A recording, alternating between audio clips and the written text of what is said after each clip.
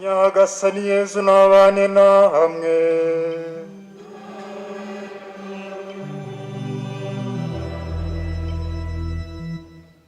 Amagambo yo mu ivanjiri ntagatifu uko yanditswe na Luka.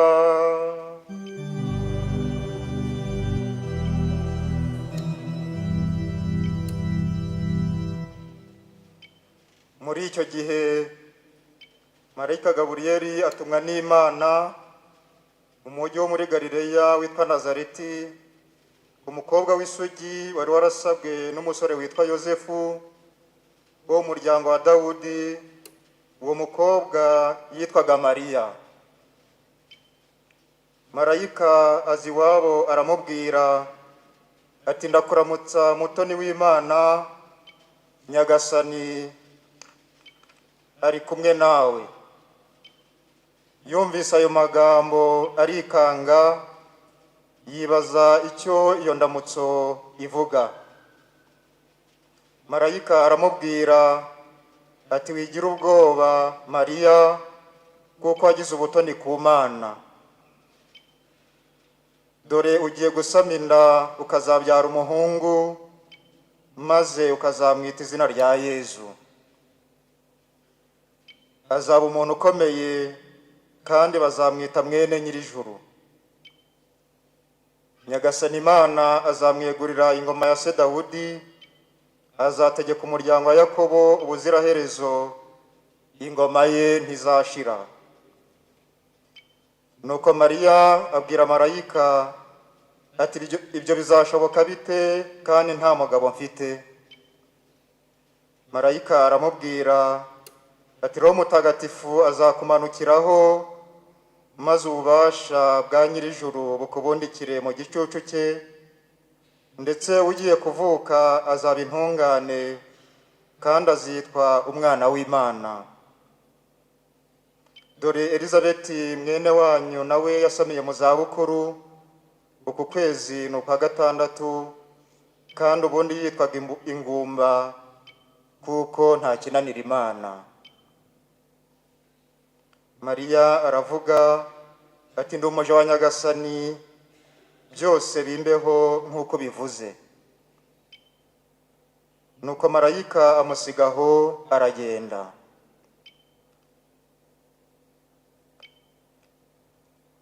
Iyo ni ivanjiri ntagatifu.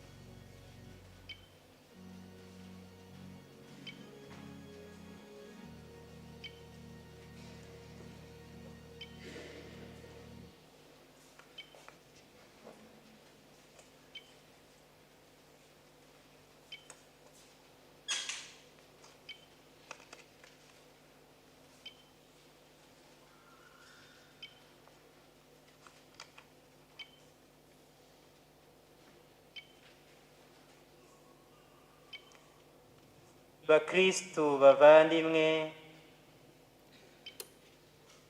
muri uyu mwanya duhimbaza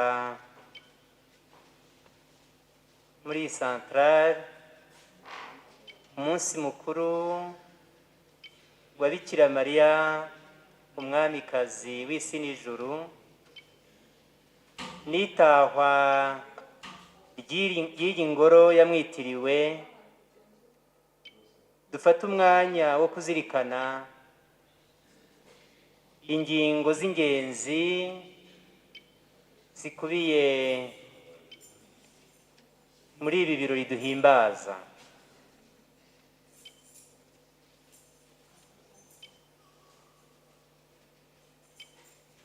imana yashatse gutura hagati yacu.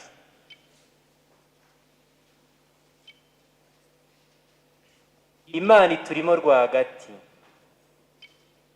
yashatse ko tubimenya, irabiduhishurira akenshi, cyane cyane mu isezerano rya kera, ikoresheje ibimenyetso. Turibuka kera uko yabanaga n'Abayisiraheli, ikagendana nabo mu nzira y'ubutayu bwamaze igihe kirekire, mu kimenyetso cy'inkingi y'agacu kererana. Ijoro ryagera ka gacu kagahinduka umuriro. Ni ikimenyetso, cyari ikimenyetso cy'Imana igendana n'umuryango wayo ku manywa na nijoro, ni ukuvuga igihe cyose. Imana ihoza ijisho ku bana bayo, ikabana nabo iteka ryose. Turibuka rya hema ry'ibonaniro Nyagasani ngo yabonaniragamo na Musa umugaragu we, hamwe nawe, kandi binyuze kuri we Imana ikabonana n'umuryango wayo, Imana ikaganira n'abayo.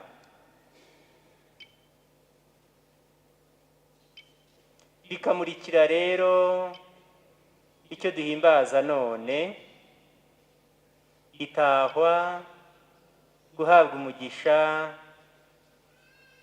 kw'ingoro y'Imana muri iyi santarare. Ingoro y'Imana mu bantu, ikimenyetso cy'uko Imana ihoraho ibana n'umuryango wayo, ihoza ijisho ku bana bayo. Ingoro y'Imana ikaba ahantu duhurira n'Imana tukaganira nayo.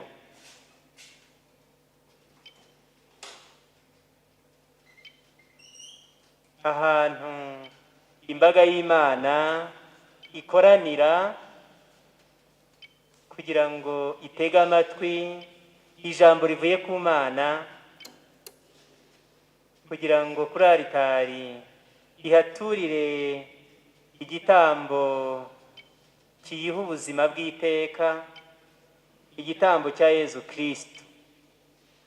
Ahantu abakristu bakoranira kugira ngo basobeke amajwi yabo, bavuga ibisingizo by'Imana, bayiririmbire.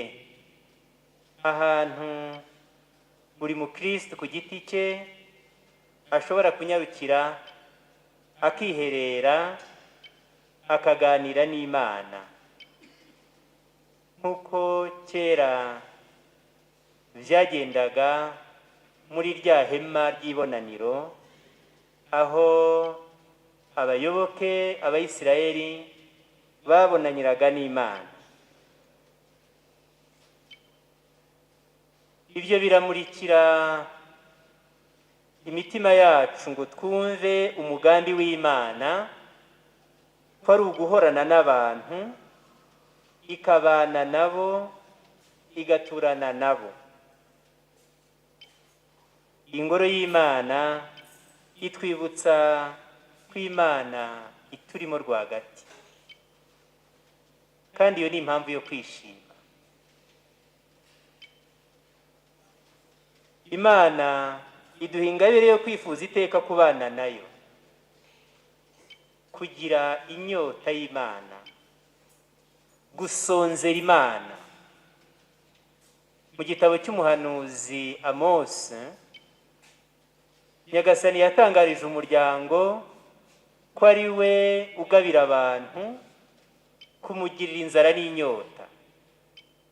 Uhoraho yarababwiye ati nzatera inzara mu gihugu, nzatera inzara mu gihugu, ngo ntizaba inzara y'umugati usanzwe, ahubwo ngo izaba inzara y'ijambo ry'Imana.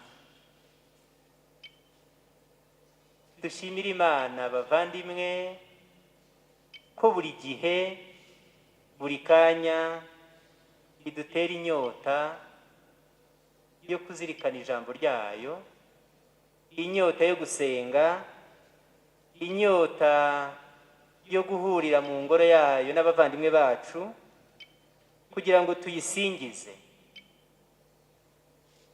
Tubiririmba muri ya Zaburi ngo hahirwa Nyagasani abatuye mu ngoro yawe bakagusingiza ubudahwema. Barahirwa abakristu bahurira mu ngoro y'Uhoraho bakamusingiza, bakamurata, bakamusaba, rimwe na rimwe ndetse bakamuririra. Nyagasani akabana nabo, akabatega amatwi, akababumbira hamwe nk'umuryango, nk'ubushyo yirokoreye. Twumvise amagambo meza yo mu buhanuzi bwa Sofoniya ngo rangurura ijwi wishimye mwari w'i Siyoni. Akongera ati umwami wa Isirayeli Uhoraho ubwe akurimo rwagati.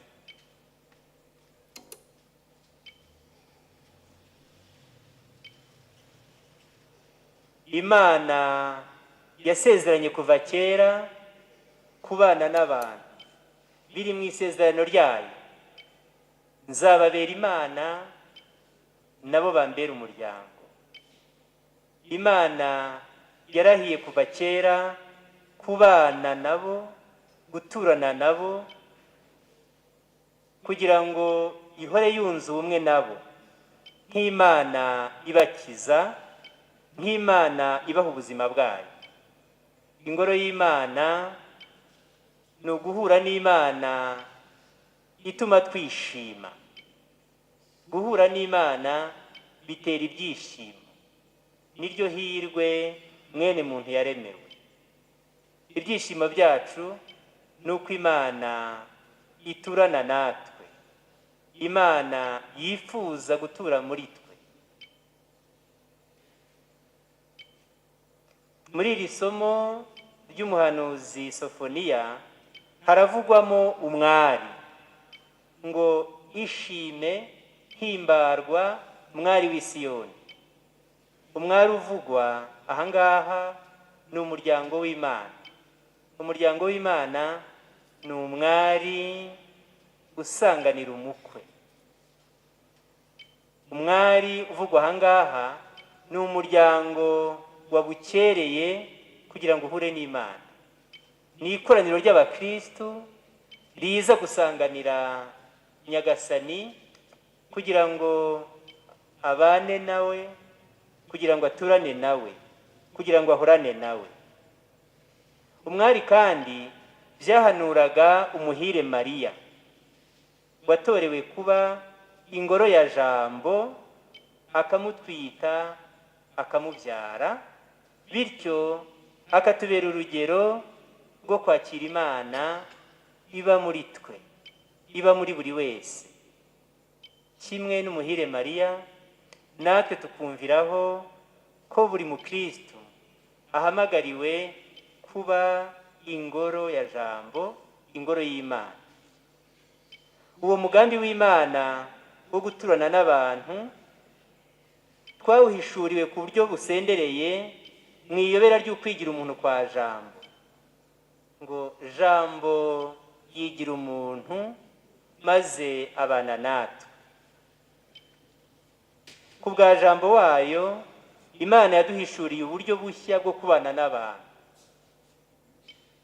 Byatangiriye ku muhire Mariya igihe abwirwa na marayika ko azasama akabyara umwana w'Imana.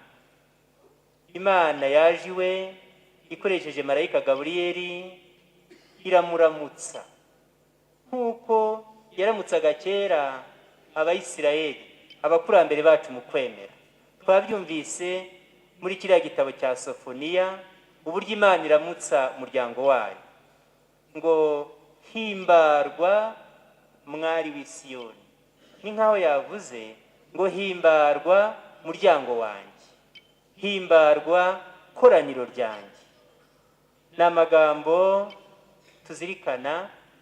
tuzirikanye ku buryo bw'umwihariko kuri uyu munsi duhimbaza itahwa ry'iyi ngoro yitiriwe wa wundi mwari w'i Siyoni, umuhire Mariya waramukijwe n'Imana kubwe no mu kigwi cyacu,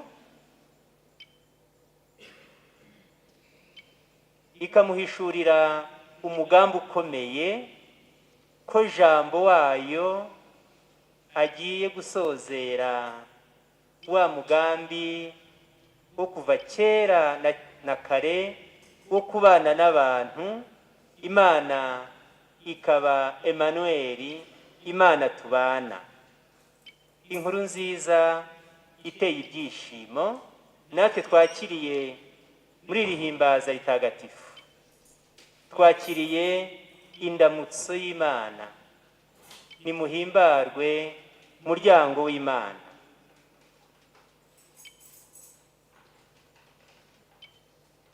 Umubyeyi Mariya yabaye koko ingoro y'Imana igihe cyose, ubuzima bwe bwose. Ingoro Nyagasani ashaka ni imitima yacu.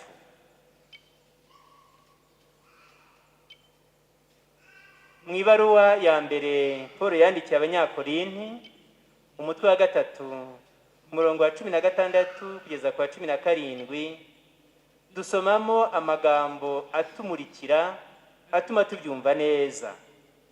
Nyagasani yavugishije Paulo ati ubwo se ntimuzi ko muri ingoro y'Imana, ubwo se ntimuzi ko muri ingoro y'Imana kandi ko Roho w'Imana abatuyemo. Nihagira rero usenya ingoro y'Imana, Imana nawe izamusenya, kuko ingoro y'Imana ari ntagatifu kandi iyo ngoro ni mwebwe. Ndumva ashaka gusubiramo aya magambo ya nyuma kugira ngo ntagire umukristo uri hano uyibagirwa, kugira ngo tuyajyane ku mutima, kuko ingoro y'Imana ari ntagatifu kandi iyo ngoro y'Imana ni mwebwe. Ni inkuru nziza bavandimwe ko buri muntu, ikiremwa muntu ni ingoro y'Imana. Umukristo wakiriye Imana mu mutima we ikamutagatifuza, ikamuha Roho wayo, Roho mutagatifuza, ni ingoro y'Imana. Iyo ngoro ni ntagatifu, iyo ngoro ni ntagatifu. Niyo mpamvu umuntu wamenye Imana iyo ageze imbere y'ikiremwa muntu acyubaha akacyubahiriza, kuko hirya y'umuntu abona inyuma ahabona amurikiwe n'ukwemera ububengerane bw'ubwiza bw'Imana. Imana iramutuye, Imana iramutuye. Ntuzajya ugera imbere y'umuntu uzajya ubyibuka uti ngeze imbere y'ingoro y'Imana. Bituma umwubaha, bituma umukunda, bituma umufasha. Iyo ngoro y'Imana ni ntagatifu, buri wese ni iyo ngoro y'Imana. Umubyeyi Bikira Mariya yatubereye urugero rwo kuba ingoro y'Imana. twiyibutse inzira umubyeyi Bikira Mariya yanyuzemo mbere yo kwambikwa ikamba ryo kuba umwamikazi w'isi n'ijuru. Iyo nzira natwe niyo duhamagariwe kunyuramo kugira ngo tuzasangire nawe ikuzo ry'ihirwe ry'ijuru. Turabyibuka neza, twabizirikanye kuko iyi vanjiri tumaze gutega amatwi yabidutangarije ngo habanje indamutso y'Imana, indamutso izanywe n'umumarayika w'Imana isanga Mariya. Gaburiyeli aravuga ati ishime muhire Mariya, yongeraho n'impamvu ati kuko wagize ubutoni ku Mana. Ishime muhire Mariya kuko wagize ubutoni ku Mana, kubera ko Nyagasani ari kumwe nawe. Dore kandi ugiye gusama inda, ni ukuvuga ugiye kwakira muri wowe, mu mutima wawe no mu mubiri wawe, Imana isumba byose ibane nawe igihe cyose. Iyo ntera ya mbere iratumurikira neza. Iyo ntera ya mbere y'inzira umubyeyi Bikira Mariya yanyujijwemo n'Imana kandi Kiliziya irangamiye, yigana intambwe ku ntambwe umubyeyi Bikira Mariya mu mateka yayo. Natwe kimwe n'umubyeyi Bikira Mariya twakira ijambo ry'Imana, twakira Imana muri ryo, Imana itubwira, iduhishurira ko turi abahire, ko twatowe, ko twatorewe gutunga Imana muri twe. Twatorewe, turi abatoni b'Imana bahamagariwe kwakira Imana muri twe. Ibyo biteye ibyishimo. Umuntu wese wumvise iyo nkuru nziza, wumvise iryo jambo ry'Imana aranezerwa, kuko ni ijambo, ni inkuru nziza itangaza amahoro. Kuki?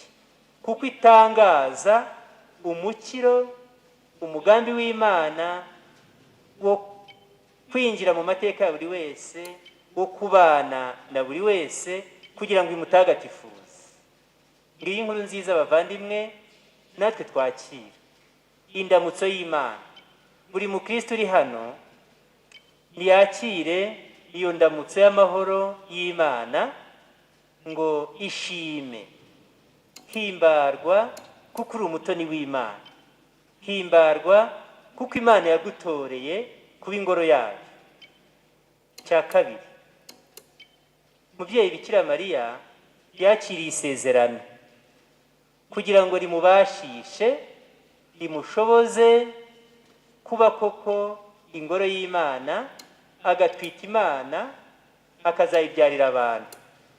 Imana yaramubwiye, twabyumvise, iti Roho Mutagatifu azakumanukiraho, Roho w'Imana azakumanukiraho, kandi ngo ububasha bw'umusumba byose bugutwikire mu gicucu cyabo.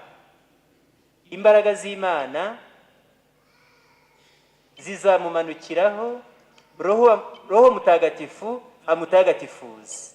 Iryo ni isezerano umubyeyi Bikira Mariya yakiriye, ariko na Kiliziya yakira mu mateka yayo, buri mukristo yakira muri uwo mugambi w'Imana ishaka kumugira ingoro yayo. Roho udutagatifuza, Roho udushoboza. Turibuka ubuhanuzi bwa Ezekiyeli. Imana yagiraga iti ngo nzabaremamo, nzabakuramo umutima w'ibuye, mbashyiremo umutima wumva, umutima wumvira. Burya yavugaga Roho Mutagatifu ngo nzabakuramo umutima mubi, umutima utumvira, mbahe umutima wumvira Imana, umutima wakira ijambo ry'Imana nk'umubyeyi Bikira Mariya. Umubyeyi Bikira Mariya muri uko kumvira kwe, muri uko kwakira Roho Mutagatifu, aduha urugero rukomeye. Twarwumvise mu ijambo twumvise muri iyi vanjiri ngo Bikira Mariya ari isugi. Bikira Mariya ari isugi, umutima w'isugi, umuntu w'isugi. Ni ukuvuga iki mu mvugo y'Ibyanditswe Bitagatifu? Ni umutima uzi kumvira Imana, ni umutima, tubivuze mu mvugo y'Isezerano rya kera, utajya utohoka ku zindi mana. Nyagasani yarabivuze muri za ngingo 8 z'interahirwe ngo hahirwa abafite umutima usukuye. Umutima twakiriramo Imana twigana umubyeyi Bikira Mariya ni umutima w'isugi, ni umutima wumvira Imana, ni umutima utohoka ku bindi, utohoka ku by'isi. Intera ya gatatu yo gukurikiza iyo nzira igana ubwami bw'Imana, Bikira Mariya aduhamo urugero rwiza, ni ukubana na Yezu. Amaze kwakira Yezu mu mutima we, mu mubiri we, yabanye nawe igihe cyose. Ngo yabanje no kujya gutangaza inkuru nziza ayishyira abandi kwa mubyara we Elizabeti. Natwe bikatwereka ubutumwa bwa Kiliziya bwo gutangaza inkuru nziza ya Yezu Kristo. Kiliziya ngo ni nk'umubyeyi utwite. Kiliziya ihora itwite kuko ihora yakiriye Yezu, isigasiye Yezu, itwaye Yezu mu nda yayo. Kandi Bikira Mariya ni umubyeyi kuko ibyarira isi Yezu Kristo, itanga Yezu. Buri mukristo nk'umubyeyi Bikira Mariya ahamagariwe gutwara Yezu mu mutima we, kandi bituruka mu kumva ijambo ry'Imana ukihatira kurishyira mu bikorwa. Bityo kubera rya shyaka ry'ingoro y'Imana, nawe ukajya mu bandi utwaye Yezu mu buzima bwawe, ukajya kumutangariza abandi, ukajya kumuhereza abandi. Duhereza abandi Yezu mu buryo bwinshi, mu gutangaza ijambo ry'Imana, mu kubigisha, ndetse no mu kubafasha gutanga urukundo mu bandi, mu gufasha abatishoboye, mu gufasha abakene, mu gutabara imbabare, mu gusura abarwayi, mu gusura abafungwa. Ubwo bwose ni uburyo bwo gutangaza inkuru nziza, ni uburyo bwo guha abandi Yezu Kristo. Intera ya nyuma umubyeyi Bikira Mariya duhamo urugero y'iyo nzira igana ubwami bwa Yezu, ni ukubabarana na Yezu Kristo, ubudatandukana nawe, no mu gihe cy'umunsi y'umusaraba, no mu gihe cy'ububabare ugahorana na Yezu Kristo. Umubyeyi Bikira Mariya munsi y'umusaraba yababaranye na Yezu Kristo, yakira umusaraba we amurikiwe n'ukwemera, ategereje umucyo w'izuka. Umubyeyi Bikira Mariya yabanye na Yezu no mu bubabare. Natwe no mu gihe cy'ububabare, no mu gihe cy'amage, ndetse no mu gihe cy'icyorezo nk'iki ngiki cya coronavirusi, turasabwa, buri mukristo arasabwa kurangamira Yezu Kristo.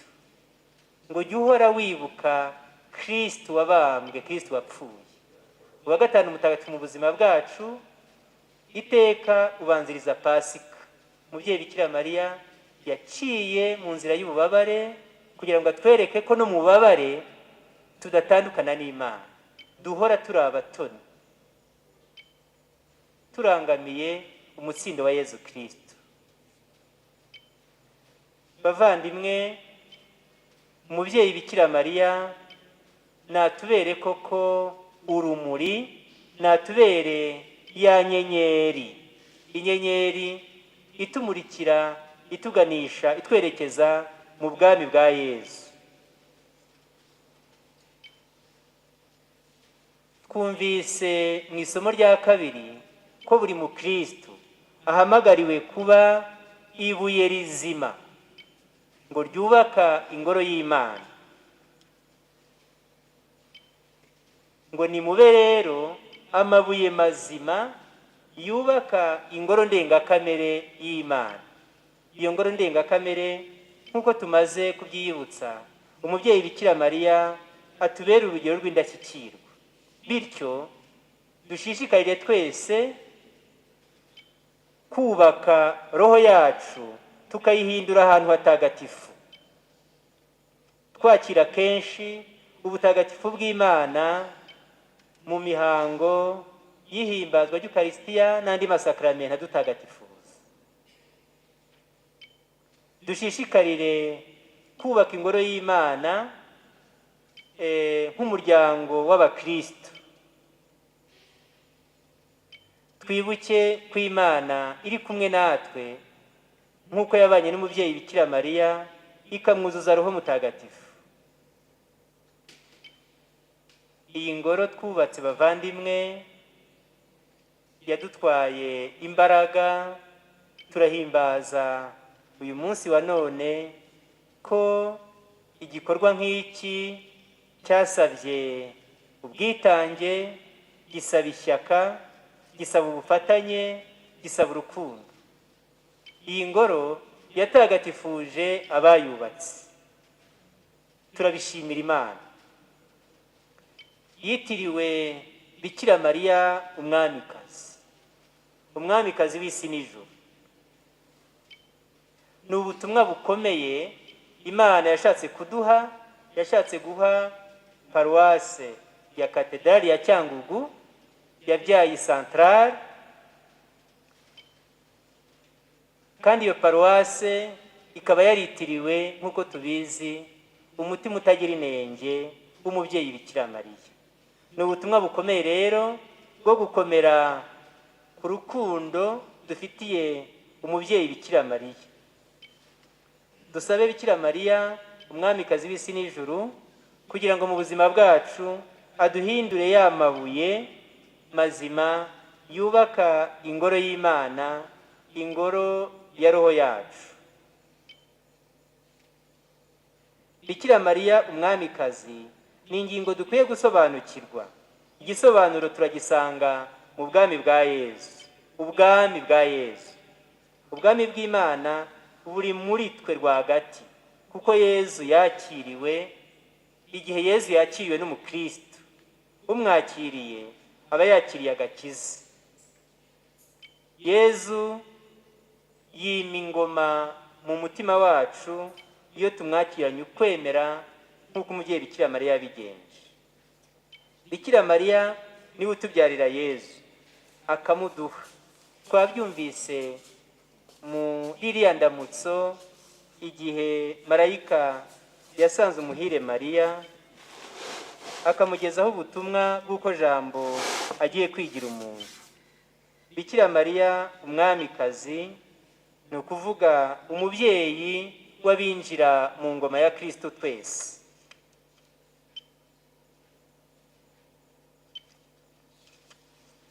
Bavandimwe, umubyeyi Bikira Mariya nakomeze atubere inyenyeri ituyobora mu bwami bwa Yesu.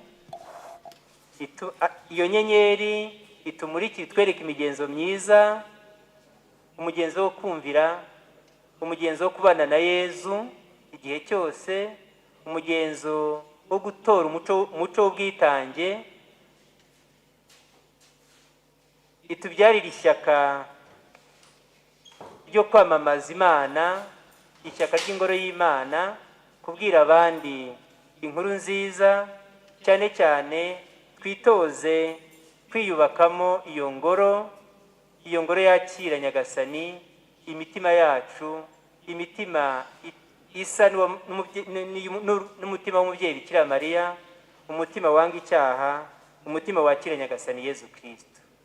Ku izina ry'Imana Data na Mwana na Roho Mutagatifu.